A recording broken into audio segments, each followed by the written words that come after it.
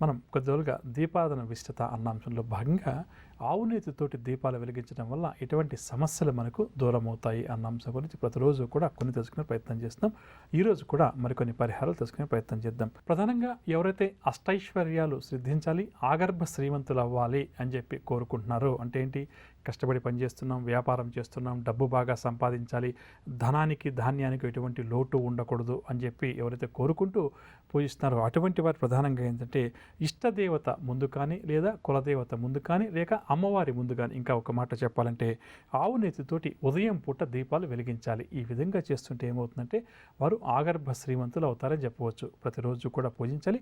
అదేవిధంగా ఈ పూజించే సమయంలో పట్టు ఆసనం మీద కూర్చోవడం, పట్టు వస్త్రాలు ధరించి పూజించడం మరింత శ్రేష్టమని చెప్పవచ్చు. కాబట్టి ఏమాత్రం అవకాశం ఉన్నా ఉదయం పూట పట్టు వస్త్రాలు ధరించి కానీ, లేదా పట్టు ఆసనం మీద కూర్చొని కానీ, లేదా పట్టు వస్త్రాలు ధరించి పట్టు ఆసనం మీద కూర్చొని కానీ అమ్మవారికి ఈ విధంగా దీపారాధన చేసి అమ్మవారి యొక్క స్తోత్రాలు పఠిస్తే అష్టైశ్వర్యాలు కూడా వారికి సిద్ధిస్తాయని చెప్పవచ్చు. అదేవిధంగా జాతక చక్రంలో పితృదోషాలు ఎవరికైతే అధికంగా ఉన్నాయో అటువంటి వారు, అంటే పితృశాపం వల్ల ఇబ్బందులు ఎవరికైతే అధికంగా ఉన్నాయో అటువంటి వారు, ప్రధానంగా సంతానం కలగకుండా పితృదోషం వల్ల ఏ దంపతులు అయితే ఇబ్బంది ఎదుర్కొంటున్నారో అటువంటి వారు మధ్యాహ్న సమయంలో అమ్మవారిని పూజించాలి.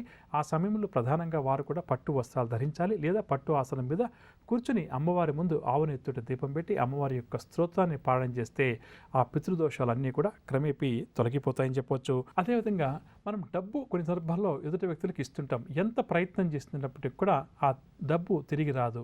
అదేవిధంగా కొంతమందికి రావాల్సిన డబ్బు ఏదైతే ఉందో, అంటే ఇటు మొండి బకాయిలు ఒకటైతే, కొంతమంది ఏదో ఒక కన్సల్టెన్సీ చేసాము, ఒక వ్యాపారం చేసాము, ఒక కమిషన్ కోసం మనం వెయిట్ చేస్తున్నాము, అక్కడ ఏదో ఒక అడ్డంకి ఆటంకి లాంటివి ఏర్పడడం వల్ల ఏమైపోతుందంటే రావాల్సిన డబ్బు కూడా కొంతమందికి సమయానికి చేతికి అందని చెప్పవచ్చు. అటువంటి వారు పట్టు వస్త్రాలు ధరించి పట్టు ఆసనం మీద కూర్చొని సాయంకాలం పూట ఆవు నీటితోటి దీపారాధన అమ్మవారి ముందు చేసి అమ్మవారి యొక్క స్తోత్రాన్ని కానీ శ్లోకాన్ని కానీ యథాశక్తిగా పఠిస్తూ ఉండాలి.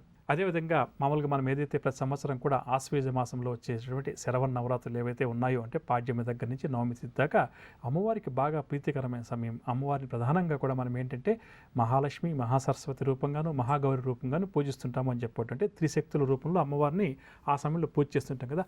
అప్పుడు అమ్మవారి ముందు ఎవరైతే ఆవు నెత్తుటి ఆ 9 రోజుల పాటు దీపారాధన చేస్తారో, ఉపవాసం ఉంటూ అమ్మవారిని ప్రతి నిత్యం కూడా లలితా సహస్రనామ స్తోత్రంతో కానీ, లేక మహిషాసుర మర్దిని స్తోత్రంతో కానీ పూజిస్తారో వారికి ఆ సంవత్సర కాలం పాటు ఏదైనా శత్రు బాధలు ఏదైనా ఒక వేళ జాతకరీత్యా వచ్చేదేమన్నా ఉంటే అది తొలగిపోతుంది. అంటే శత్రువులపై విజయం సాధించే అవకాశాలు మెరుగుపడతాయి.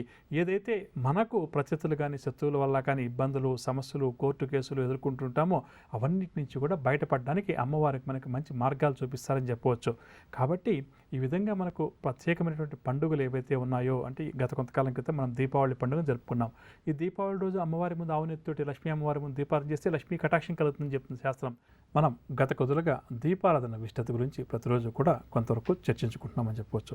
అందులో భాగంగా ఈరోజు కార్యక్రమంలో మనం ప్రధానంగా ఏ నూనెను ఉపయోగిస్తే మనకు ఎటువంటి సమస్యలు తీరుతాయి అన్న అంశం గురించి తెలుసుకున్నాం. అంటే గత కొద్దులుగా మనం ఏం చేసాం, ఆవు నెత్తితోటి దీపారాధన విశిష్టత గురించి, అదేవిధంగా కొబ్బరి నూనెతోటి దీపారాధన చేయడం వల్ల కలిగే సత్ఫలితాలు తెలుసుకున్నాం కదా. మరి ఈరోజు కార్యక్రమంలో ఏం చేద్దామంటే ప్రధానంగా మనకున్న సమస్యలను బట్టి ఏ నూనెను మనం దీపారాధనలో ఉపయోగిస్తే ఆ సమస్యలు దూరం అవుతాయి అన్న అంశం గురించి చర్చించుకునే ప్రయత్నం చేద్దాం.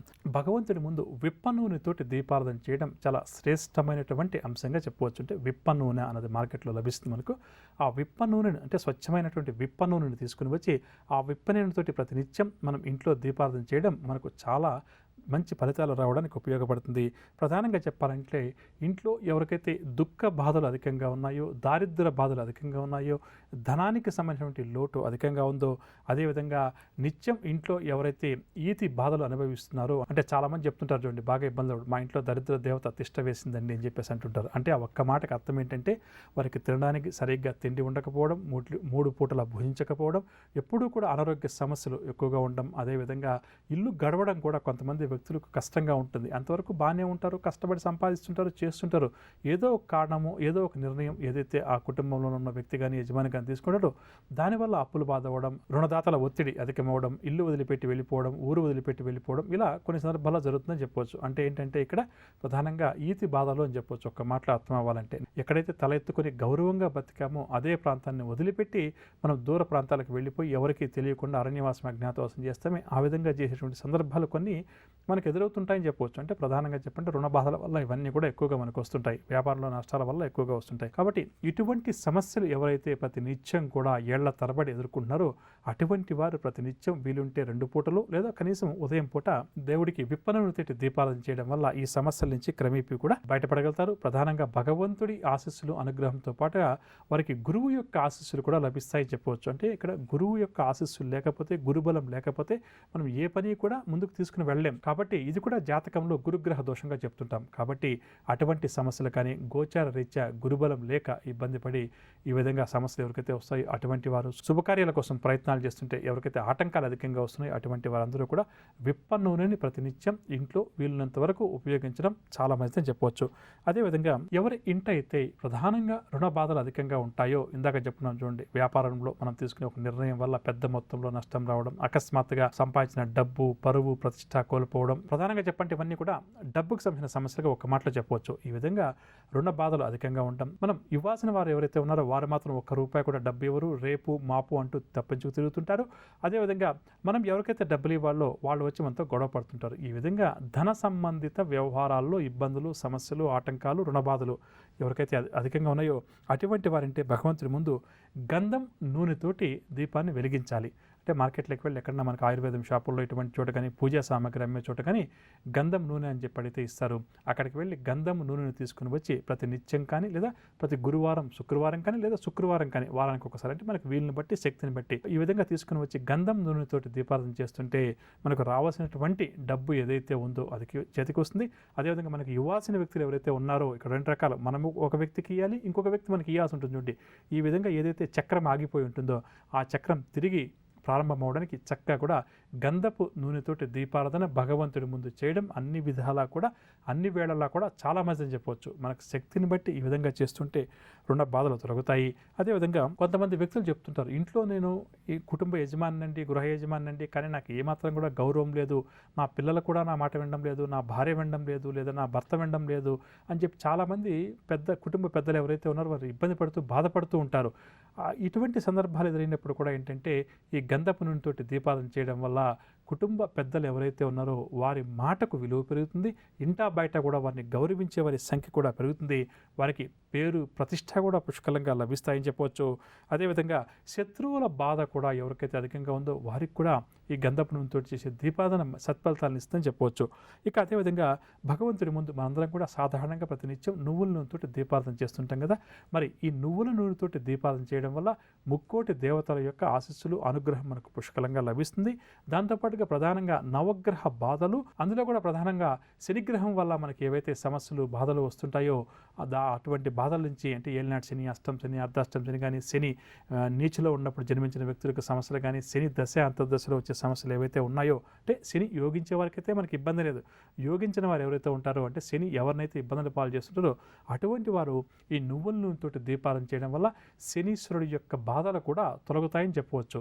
కాబట్టి మనకున్న సమస్యను బట్టి ఏ నూనెతోటి మనం దీపారాధన చేయాలి అన్న విషయాన్ని కూడా మనకు కొంతవరకు అవగాహన వస్తే మన జీవితంలో ఒకవేళ ఇవాళ మనం బాగుండొచ్చు, బాగలేకపోవచ్చు, రేపు మనం ఇవాళ బాగలేని వ్యక్తి రేపు కోట్లు సంపాదించవచ్చు, ఎల్లుండి పోగొట్టుకోవచ్చు.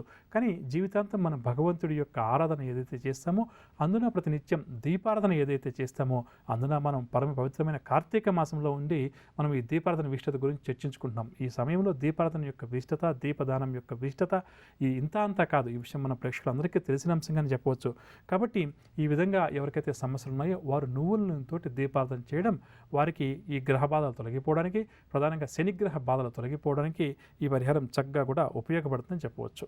ఇప్పుడు మనం శుభకరం అన్న అంశంలో భాగంగా మనం జన్మించిన నెలల బట్టి కూడా మన యొక్క భవిష్యత్తు కానీ, మన యొక్క గుణగణాలు కానీ ఏర్పడతాయని చెప్పవచ్చు. అంటే ఆ సమయంలో ఉన్న గ్రహాలు ఏవైతే ఉన్నాయో వాటి వల్ల మనకు కొంతవరకు ఆలోచన విధానం కానీ, లేకపోతే గుణగణాలు కానీ మారుతుంటాయని చెప్పవచ్చు.